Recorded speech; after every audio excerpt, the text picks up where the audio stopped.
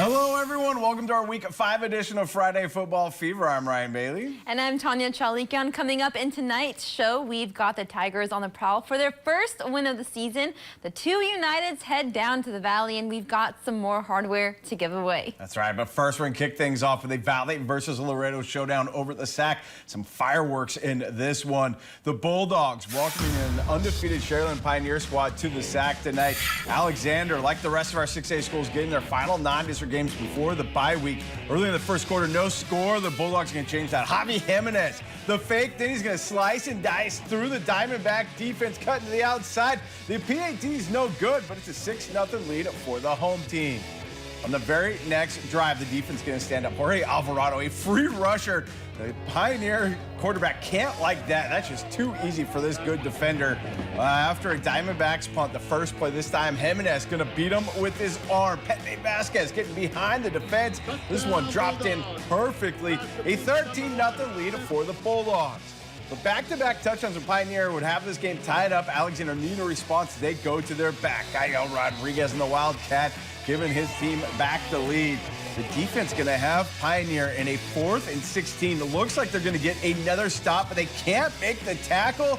And the receiver just going to get in before losing control of this ball. All just like that, we are tied up once again. This one turning into an offensive slugfest. Bulldog offense right back to work. Jimenez connecting with his favorite target, Vasquez. Again behind the defense, make it 26-19 Alexander.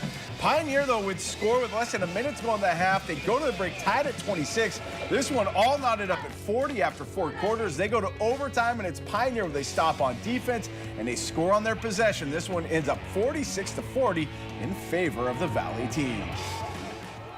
Well, Ryan, the Bulldogs are looking impressive on offense. What stands out to you about the Alexander attack? Yeah, on offense, it's the ability to have multiple looks. With Jimenez, we saw him do it with his feet. We also saw him do it with his arm, getting the job done through the air. You got to like that, having that dual threat quarterback. Just got Gael Rodriguez back there. We've been watching this young man since he was a freshman playing up the varsity level. He's taking snaps in the Wildcat, finding holes. He can do it the conventional way. You can get him the ball out in space on offense in the passing game. So you got to really like these two, both of them being able to beat you in multiple ways. Unfortunately for them tonight, the defense just couldn't come up with stops when it mattered most.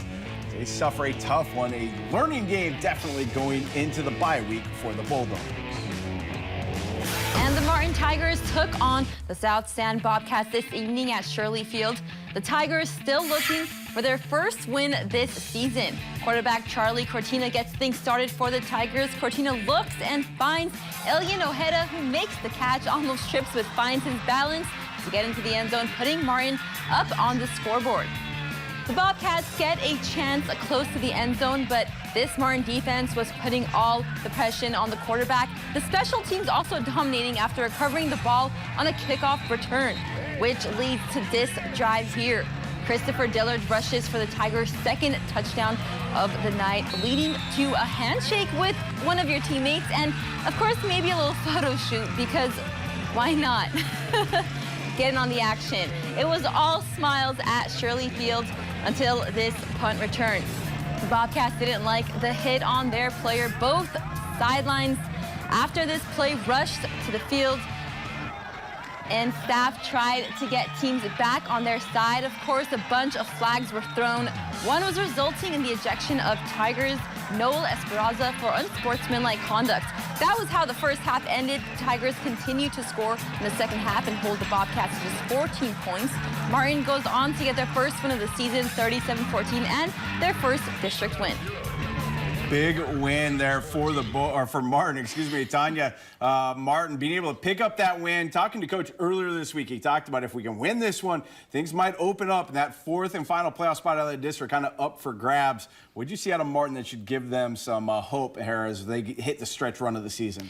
Definitely, I have to say their running game quarterback, you know, he had 3rd and 1, rushed to get that first down, continue to drive, and I think winning their first game, and it's a district game, going into district play, I think that is going to build up their confidence. They do play Segura next week. They have that momentum going. Segura hasn't won a game yet so far this season, so I think Martin has that upper edge with the confidence going into next week's next week's game and continuing that for them. Yeah, good win for the Tigers here tonight. We'll see if they can parlay it into a second win next week.